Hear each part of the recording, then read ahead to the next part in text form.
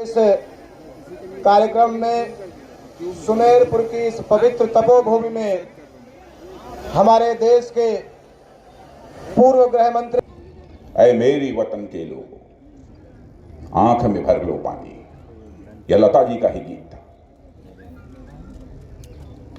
कोई भी उनके गीत को सुनता था, इस गीत को, स्वाभाविक रूप से उसकी आंखों में आंसू आ जाते थे। बहनों भाइयों, मैं आप सबकी तरफ से, अपनी तरफ से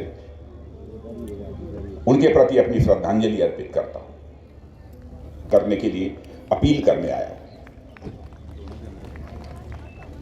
भारतीय जनता पार्टी से आप सभी अच्छी तरह परिचित हैं, अन्य राजनीतिक पार्टियों से भी आप अच्छी तरह परिचित हैं। इतनी बात मैं दावे के साथ कह सकता हूं कि हिंदुस्तान की राजनीति में भारतीय जनता पार्टी ने देश की जनता का कभी भरोसा नहीं खोया है। बहनों भाइयों, जो भारतीय जनता पार्टी ने कहा है उसको करके दिखाया।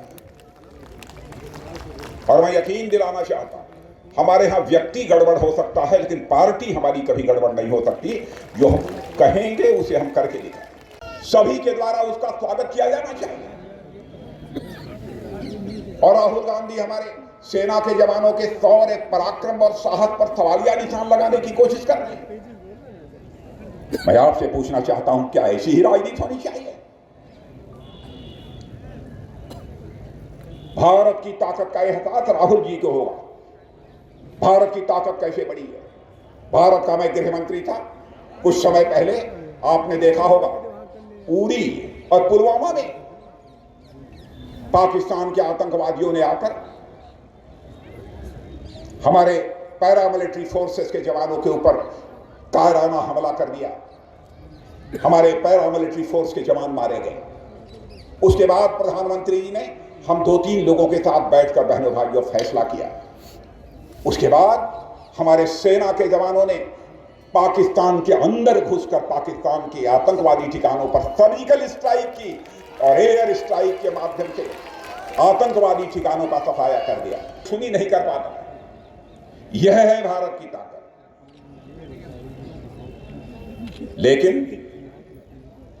हो क्या रहा? राहुल गांधी जी संसद में खड़े होकर कहते हैं भारत और चीन के बीच जो मुठभेड़ हुई थी उसमें भारत के सेना के जवान ज्यादा मारे गए और चीन के 3-4 मारे गए, जबकि हमारे सेना के जवानों ने कहा कि निश्चित रूप से 30-40 से ज्यादा मारे गए। देश की जनता को वह गुमराह कर रहे हैं। मैं भी देश का रक्षा मंत्री हूं मेरे बहनों भाई। परसों 2 दिन पहले ही आपने अखबारों में पढ़ा होगा कि ऑस्ट्रेलिया के एक माने जाने पत्रकार ने, वहां के अखबार ने लिखा है कि भारत और चीन के बीच जो आमना सामना हुआ था, जो संघर्ष हुआ था, उसमें चीन के 38 से लेकर 50 के बीच में लोग मारे गए हैं। बहनों भाइयों, हमारे देश की सेना ने इस शौर्य, पराक्रम और साहस का परिचय दिया है। हमसे जुड़े रहने के लिए हमारे YouTube चैनल को सब्सक्राइब करें और नई वीडियो की नोटिफिकेशन के लिए बेल आइकॉन को दबाएं। अगर आप ये वीडियो Facebook पर देख रहे हैं तो लाइक जरूर करें और ज्यादा से ज्यादा शेयर करें। धन्यवाद।